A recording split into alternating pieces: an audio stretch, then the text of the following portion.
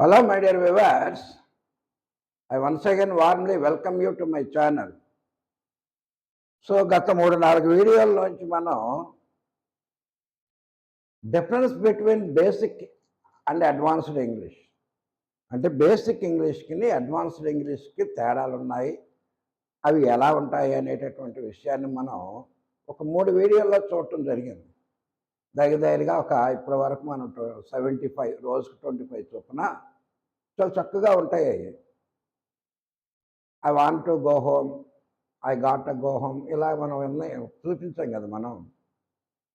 అవి బాగా నేర్చుకోండి, అది చాలా ఉపయోగకరంగా ఉంటుంది, ఎస్పెషల్లీ ఫర్ స్పోకెన్ ఇంగ్లీష్. అది ఎగ్జామ్స్లో వాటిని ఉపయోగించాలా అంటే ఉపయోగించినా పర్వాలేదు, అర్థం చేసుకుంటే దిద్దే వాళ్ళకి నో ప్రాబ్లం.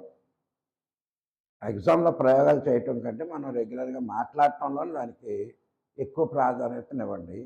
ఈరోజు నేను ఒక చిన్న వీడియో తీసుకోబోతున్నాను, గ్రామర్కు సంబంధించినటువంటిది.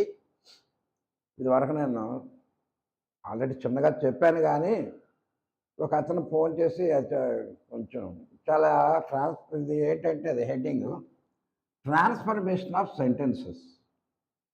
అంటే సెంటెన్స్లు మారుస్తూ ఉంటాం అన్నమాట, వితౌట్ చేంజింగ్ ద మీనింగ్ పోకూడదు.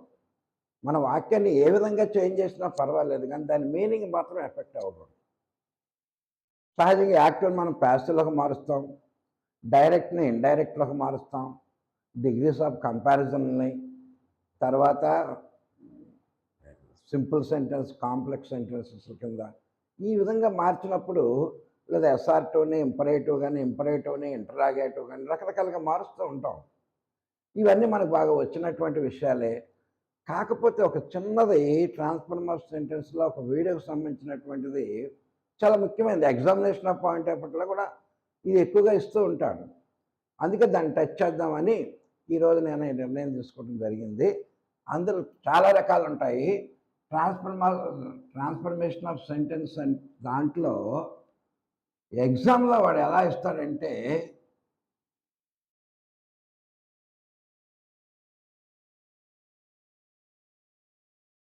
యూజ్ సో దట్ అంటే సో దట్లో ఉపయోగించండి. అంటే వాక్యంలో, ఇచ్చిన వాక్యంలో ప్రశ్నలో ఉండవు, మనం వాటిని ఉపయోగించాలి. ఆర్ లేదా రిమూవ్ టు సో దట్లను ఉపయోగించాలి అందులో లేనివి, లేదా ఉన్నటువంటి వాక్యంలో టు అనేటటువంటిది ఉంటుంది. ఈ టును తొలగించాలి. అంటే ఈ 2 టులను తొలగించామంటే సో దట్లను ఉపయోగించమనే అర్థం. But meaning should not be change. ఎట్టి పరిస్థితుల్లో దాని అర్థం మారకూడదు, అది బాగా గుర్తుంచుకోండి.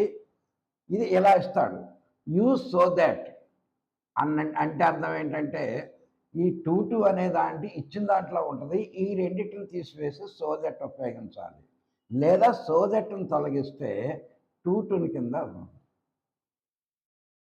ఇందులోనే ఇంకొకటి కూడా వస్తుంది మనకి. ఎప్పుడైతే టు ఉపయోగించామో అది సింపుల్ సెంటెన్స్ అయిపోతుంది. ఎప్పుడైతే సో దట్ పెట్టామో అది కాంప్లెక్స్ సెంటెన్స్ అవుతుంది. చూసారా, 2 రకాలైనటువంటి ఉపయోగాలు ఉన్నాయి కనుక ఈ యొక్క చిన్నది, ఈ ట్రాన్స్ఫర్మేషన్ ఆఫ్ సెంటెన్స్ అనేది మనకి చాలా ఇంపార్టెంట్. ఫస్ట్ మనం ఒక వాక్యం ఉదాహరణ చూద్దాము.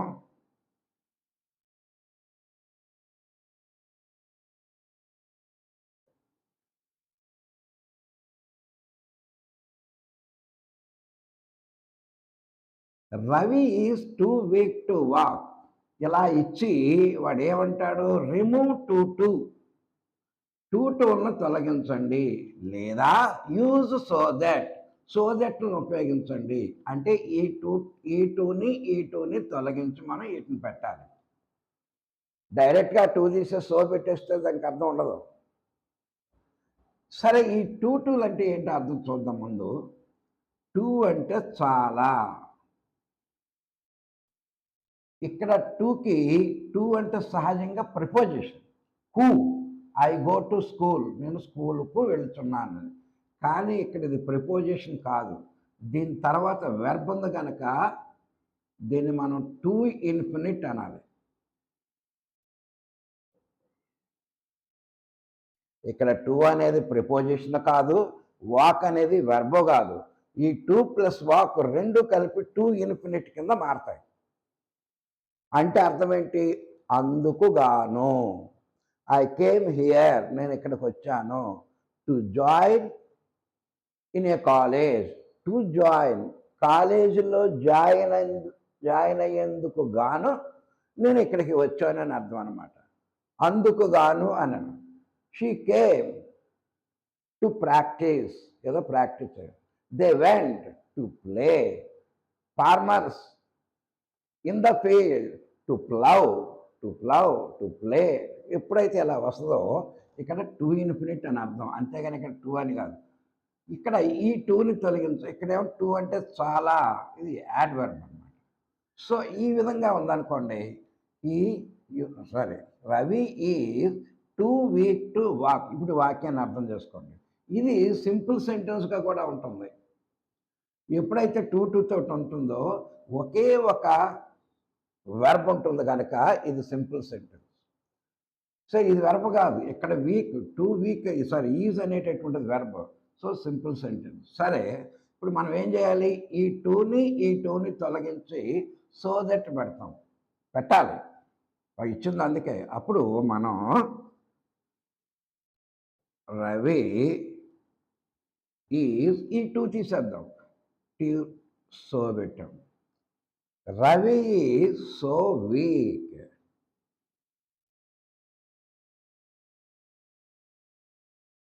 ఇక్కడ వరకు బాగానే ఉందండి, కామా పెట్టేస్తాం. సో ఇక్కడ ఈ టూని తీసేసి సో పెట్టాం. మరి దట్ ఎక్కడ పెట్టాలండి? ఈ టూ ఎప్పుడైతే ఉంటుందో దాని ముందు దట్ పెట్టుకోవాలి. దట్ అక్కడితో అయిపోలా. ఇక్కడ రవి అనేటటువంటి వ్యక్తి నౌన్, ఇది ఇతనికి ప్రొనౌన్ ఉపయోగించాలి. మనుషులకి సహజంగా రవి కానీ బాయ్ కానీ మగవాళ్ళకి మనం హీ అనేటటువంటి ప్రొనౌన్ ఉపయోగిస్తాం. So Ravi so weak that he. అక్కడ వరకు బాగా నచ్చాం. ఇక్కడ వాక్యం ఏంటి? రవి చాలా నీరసంగా ఉన్నాడు నడిచేందుకు గాను. నడవగలుగుతాడా? నడవలేడా? నడవలేడు. So Ravi so weak that he, అందువలన హీ, అతడు కెనాట్, ఏంటది? వాక్, నడవలేడు. సరే, ఇక్కడ కెనాట్ పెట్టాలా కుడ్ నాట్ పెట్టాలా అనేటటువంటి డౌట్. ఇక్కడ ఉండేటటువంటి వెర్బ్ ఇక్కడ ఈజ్ కానీ, ఇది ప్రజెంట్ టెన్స్ అయితే కెనాట్ పెడతాం. పాస్ట్ టెన్స్ అనుకోండి, వజ్ కానీ వర్ కానీ ఇలాంటివి అనుకోండి, అప్పుడు కుడ్ నాట్ పెట్టాలి. ఇప్పుడు తయారు ఇది చూడండి. Ravi is two week to walk. Ravi చాలా నీరసంగా ఉన్నాడు నడిచేందుకు. ఇది ప్రశ్న. దాన్ని టూ తొలగించండి అన్నాడు, లేదా సో దట్లను ఉపయోగించండి అన్నాడు. Ravi is so weak, Ravi చాలా నీరసంగా ఉన్నాడు, అందువలన హీ కెనాట్ వాక్, అతడు నడవలేడు. ఇదండి. సో రూల్స్ ఏంటయ్యా అంటే, ఎప్పుడైనా సరే ఈ టోన్ తీసేసి సో పెడతాం, తర్వాత దట్ట పెడతాం. దట్ట పెట్టిన తర్వాత ప్రొనౌన్ ఏదైతే ఉందో, ఇక్కడ సబ్జెక్ట్ ఏది ఉందో దానికి సంబంధించినటువంటి ప్రొనౌన్ ఇక్కడ ఉపయోగించాలి. ఇది ప్రజెంట్ టెన్సా పాస్ట్ టెన్సా చూసుకోవాలి. ప్రజెంట్ అయితే కెన్, పాస్ట్ టెన్స్ అయితే కుడ్. నడవగలిగితే నాట్ అవసరంలా, నడవలేడు కనుక నాట్ పెట్టుకున్నాం. ఇదండి, ఇది ఎగ్జామ్లో కంపల్సరీగా వస్తాడు. క్వశ్చన్ ఈ విధంగా ఉంటుంది, ఆన్సర్ ఈ విధంగా ఉంటుంది. ఒకవేళ ఎలా క్వశ్చన్ ఇచ్చాడు అనుకోండి, సింపుల్గా ఈ సో తీసేసి టూ పెట్టండి, తర్వాత టు వాక్ అని పెట్టండి, సరిపోతుంది. చాలా ఈజీ అది.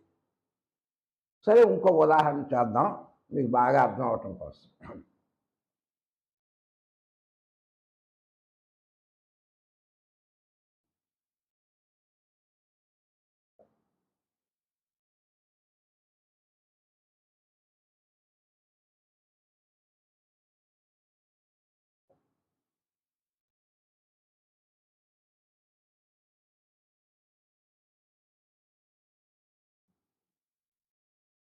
చూడండి, Sita was too clever to solve the problem.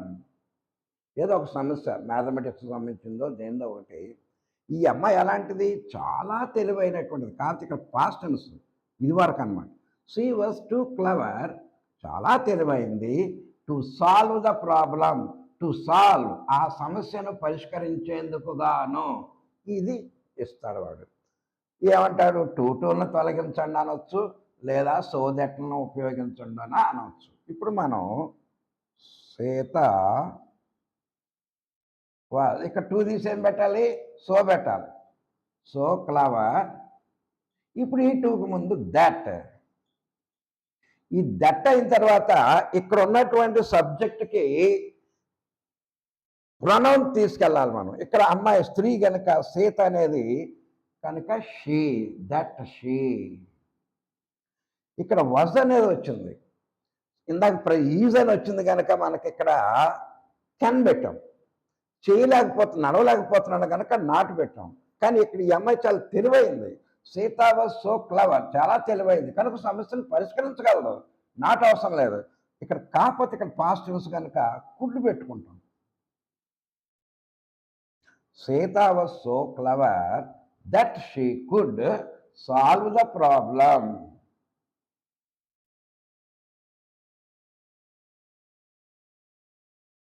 ఈ నాట్ అనేటటువంటిది ఇచ్చినటువంటి వాక్యంలో చేయగలుగుతాడా చేయలేడా అనేదాన్ని. చేయగలిగితే నాట్ అవసరం లేదు, చేయలేకపోతే మాత్రం నాటు పెట్టుకోవాలి.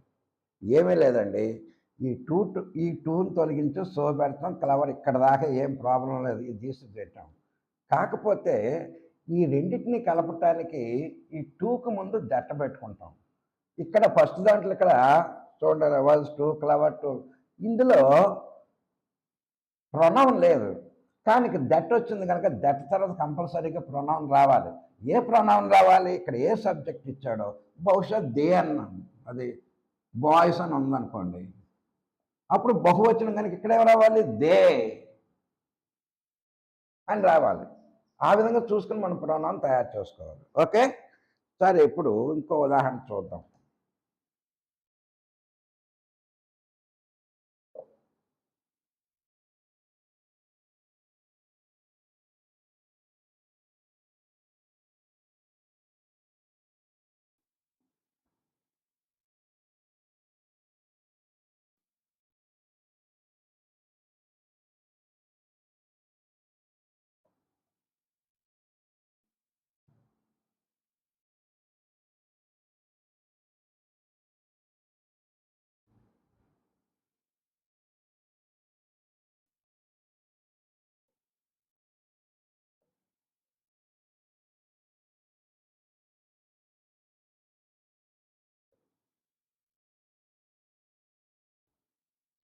ఇక్కడ చూడండి, we are too poor to buy a costly house. ఇది we are too poor to buy a costly house, ఇది సింపుల్ సెంటెన్స్. ఎందుకంటే ఈ వెర్బ్ ఆర్ అనేది ఒకటే ఉంది కనుక, టు బై అనేది వెర్బ్ కాదు కనుక ఒకే ఒక వెర్బ్ ఉంటే సింపుల్ సెంటెన్స్. ఓకే, వదిలేండి. ఇప్పుడు మనం ఏంటి దీని ముందు అర్థం చేసుకోవాలి. మేము ఆర్ టూ పూర్, చాలా పేదవాళ్ళమే. దేనికి, to buy a costly house. ఏదో చిన్న ఇల్లు అంటే కొనుక్కుంటాం, కానీ ఖరీదైన ఇల్లు కనుక్కునేంత స్తోమత మా దగ్గర లేదు. ఎందుకంటే వీఆర్ పూర్, పేదవాళ్ళం. సో ఫస్ట్ మనం ఏం చేయాలి, ఇలా ఇస్తాడు, ఇలా ఇచ్చాడంటే ట్రాన్స్ఫర్మేషన్ ఆఫ్ సెంటెన్స్ అని అన్నాడు అనుకోండి, యూజ్ అనో లేకపోతే రిమూవ్ అని చెప్పకుండా కళ్ళు మూసుకొని, ఓహో ఇక్కడ టూ ఉంది, ఇక్కడ టూ ఉంది, ఈ రెండు టోలు తీసేసి సో దట్ పెట్టాలి, రైట్, అర్థమైపోయిందని మనం రాసేయాలి. సో వీ ఆర్, ఈ టూ తీసేసి ఏం పెడతాం, సో పూర్, ఇక్కడ వరకు పర్లేదు. ఇప్పుడు కామ పెట్టండి. ఇప్పుడు ఈ రెండు వాక్యాలను కలపటం కోసం దట్ పెడతాం. దట్, ఈ టూకి ముందు ప్రొనౌన్ రావాలి. ఆల్రెడీ వై అనేటటువంటిది ప్రొనౌన్ ఇక్కడ ఉంది, దాన్ని ఏం మార్చవలసిన లేదు, వై పెట్టుకుంటాం. దట్ వై, ఆర్ అనేది ప్రెసెంట్ టెన్స్ కనుక వై క్యాన్. అక్కడ బాగుంది. కొనగలుగుతారా కొనలేరా, పేదవాళ్ళు కొనలేమంటున్నారు వాళ్ళు. So that we cannot by A costly car. Simple. మరి ఎప్పుడు ఇలాగే ఇస్తాడా అండి? టూ పూర్ ఇలాగే ఇస్తాడా? ఒకవేళ ఇలాగ ఇచ్చాడు అనుకోండి, అది చూద్దాం.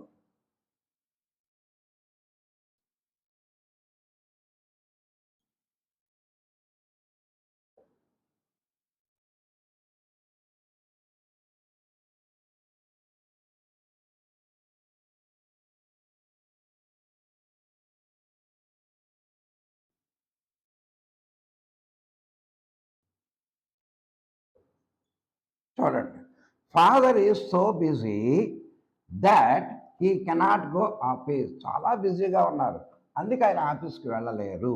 సో ఎలా ఉందో, ఓహో సో ఉంది, దట్ ఉంది, ఓహో డెట్ని తీసేసి టూ పెట్టడం, ఇది వెరీ ఈజీ. చూడండి, ఇది కాంప్లెక్స్. ఎలా తెలిసింది? ఫాదర్ ఈజ్ ఒక వెర్బ్, దట్ హీ కెనాట్ ఇదొక వెర్బ్. ఇండు రెండు చెప్తాను. Simple, complex, compound sentence next start చేస్తాను. రెండు వెర్బులు ఉన్నాయి, అంటే రెండు క్లాజులు ఉన్నాయి. సో ఇది complex. Okay, father is so busy that he can. So సింపుల్గా మనం ఫాదర్ ఈజ్ టూ బిజీ, దేనికి? To go office. ఇది ఈజీయే, ఎలా ఇచ్చి ఎలా ఇస్తే. అర్థమైందండి? చాలా ఒక వీడియో చాలు. కానీ అన్నిటికీ ఈ రూల్స్ పనిచేయవు. ఇవన్నీ ప్రాణం ఉన్నటువంటి వస్తువులు. నాన్నగారికి కానీ, నేను కానీ, ఆమె కానీ, ఇలా అన్నారు. మరి ప్రాణం లేనటువంటి వస్తువులకి కొంచెం చిన్న మార్పు వస్తుంది. అదేదో ఎలాగో చూద్దాం.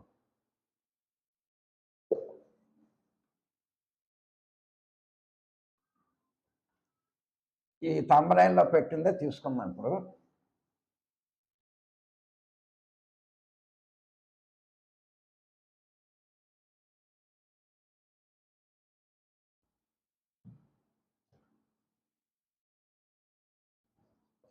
The box is too heavy to lift.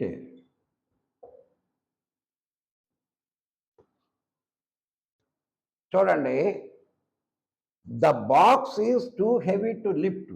ఆ పెట్టె చాలా బరువుగా ఉంది. టు లిఫ్ట్ ఎత్తటానికి చాలా కష్టంగా ఉంది. ఇక్కడ టూ ఆటోమేటిక్గా మనం సో దట్ ఉపయోగించాలి. సరే, దీనికి ప్రాణం లేదు కనుక మామూలే. The box is so heavy, బాగా కామా పెడతాం. ఇక్కడ టూకి ముందు దట్ పెట్టుకుంటాం. దట్ ఇక్కడ అది బాక్స్ అనేది నౌన్ కనుక దీనికి వచ్చే ప్రొనౌన్ ఇట్. అంతవరకు బాగుంది. సహజంగా ఈజ్ అని వచ్చింది కనుక కెన్ పెట్టుకున్నాం. ఓకే, చాలా బరువుగా ఉంది కనుక ఎత్తబడలేదు కనుక నాట్ పెడదామా? కెనాట్ లిఫ్ట్ అంటామా? కెనాట్ లిఫ్ట్ అంటే బాక్స్ తనంతటగా తాను ఎత్తుకోదు. చాలా బరువుగా ఉంది కనుక అది ఎత్తబడదు, అంటే మనం ఎత్తలేము అని అర్థం అనమాట. సో అప్పుడు ఏం చేయాలంటే, ఇక్కడ వరకు బాగానే ఉంది. సో టూ తీసేసాం, సో పెట్టాం, హెవీ పెట్టాం, దట్ పెట్టాం. ఇక్కడ ఉన్నటువంటి నౌన్కి ఇట్ అనేటటువంటి ప్రొనౌన్ పెట్టాం. ఈజ్ అని వచ్చింది కనుక కెన్ పెట్టాము. ఇక నాట్ పెట్టాలా వద్దా అనేటటువంటి చూద్దాం. ఇది బరువుగా ఉంది, ఇట్ కెనాట్. కాకపోతే అలా ప్రాణం లేనటువంటి వస్తువులకి మనం బి అనేది పెట్టుకోవాలి కంపల్సరీగా. అంటే కెనాట్ బి. ఇక్కడ లిఫ్ట్ ఉంది, ఈ లిఫ్ట్ని మనం ఇంతవరకు ఉన్నది ఉన్నట్టుగా రాసాం. కానీ ఇప్పుడు దీన్ని మూడవ రూపం రాయాలి. అంటే the box is so heavy that it cannot B lifted. అంటే ప్రాణం లేనటువంటి వాటికి ఏమొచ్చిందండి? బి అనేది పెట్టుకుంటాం అదనంగా. లిఫ్టెడ్ అనేటటువంటి పెట్టు, cannot be lifted. Third 10 V3 V4లో అనమాట. చూడండి, the box is so heavy that it cannot B lifted. చాలా బరువు ఉంది కనుక అది ఎత్తబడలేదు. ఈ బి లేకుండా లిఫ్ట్ అని పెట్టామనుకోండి, పెట్టి తనని ఎత్తుకోలేదు అని అర్థం వస్తుంది. ఇందాకంటే ప్రాణం ఉన్నాయి కనుక నేను వీక్గా ఉన్నాను, నడవలేను, తెలివిగా ఉన్నాను, చేయగలను. కానీ పెట్టి తనంతట తాను చేయగలలేదు కదా, అది ఎత్తుకోలేదు కదా, మనం ఎత్తాలి దాన్ని. సో అలాంటప్పుడు ఏం చేయాలంటే బీ పెట్టుకోవాలి. ఈ నాటు ఉండాలా ఉండలేదు, బరువుగా ఉంది కాబట్టి. తేలిగ్గా ఉంటే అప్పుడు నాటు అవసరంలే. అప్పుడు ఏమంటాం, the box is so heavy బదులుగా small that it can be lifted. చాలా చిన్నగా ఉంది, ఎత్తబడుద్దండి. ఈ విధంగా మనం చాలా ప్రాణం లేని ఇంకో ఉదాహరణ చూద్దాం.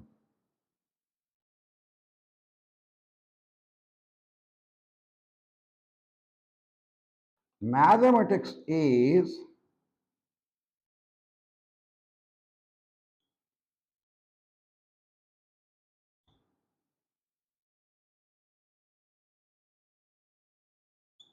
ఇదండి. మ్యాథమెటిక్స్ అనేటటువంటిది టూ డిఫికల్ట్, చాలా కష్టం. దేనికి? టు సాల్వ్, పరిష్కరించటానికి. అందులో ఉండేటటువంటి లెక్కల్ని పరీక్షించాలంటే చాలా కష్టమైందండి. సో దీనికి ప్రాణం లేదు. అప్పుడు ఏం చేయాలి మనం? మ్యాథ్స్ అని రాస్తున్నాం, మ్యాథమెటిక్స్. మ్యాథ్స్ ఈజ్, ఇదేంటి మ్యాథ్స్ ఈజ్ అట్ అనుకోకుండా, మ్యాథమెటిక్స్కి అది ఫుల్గా రాయకుండా మ్యాథ్స్ ఈజ్ సో డిఫికల్ట్. బాగానే ఉంది. ఇక్కడ దట్ట పెట్టుకుంటాం. ఇక్కడ టూకి ముందు ఏం పెట్టాలి? మ్యాథమెటిక్స్కి ఈట్ వస్తుంది, 10 పెడతాం. ఎందుకని ఇక్కడ ఈజ్ వచ్చింది, కానీ ఇదే వస్ వస్తే కుట్టి పెట్టాలి. ఇప్పుడు నాట్ పెట్టాలా లేదా? మ్యాథమెటిక్స్ చాలా కష్టం పరిష్కరించడానికి, అంటే పరిష్కరించలేము. సో ఇట్ కెనాట్, ఏమన్నాను? బి పెట్టాను. It cannot be solved. Solve అని ఉంది అక్కడ, ఇప్పుడు మనం సాల్వ్డ్ అని చెప్పాం. మ్యాథమెటిక్స్ చాలా కష్టమైంది, అది పరిష్కరించబడదు అని అర్థం అనమాట. చూసారండి? మరి ఇలా ఇచ్చి 2 అంటే చాలా ఈజీయే. మొత్తం అనేది తీసేసి 2 పెట్టడం. ఒక చిన్నదన్నమాట వీడియో. ట్రాన్స్ఫర్మేషన్ ఆఫ్ సెంటెన్స్ కంపల్సరీగా ప్రతి ఎగ్జామ్లో అడుగుతాడు ఇది. Especially this is more useful for those who are going for exams or competitive exams, దేనికైనా సరే. అది దృష్టిలో పెట్టుకోండి. I hope that you have understood it and you liked this video also. So if you like, please subscribe. రేపు ఇప్పుడు చాలామంది అడుగుతున్నది simple complex compound సెంటెన్స్లు ఎలాగా అండి. ఇది ఆల్రెడీ కాంప్లెక్స్, ఇచ్చిందేమో సింపుల్ సెంటెన్స్. అది అలాగా రేపు చూద్దాము. That is it for today my dear viewers. Take care of your health and enjoy the Sunday coming tomorrow. Thank you very much.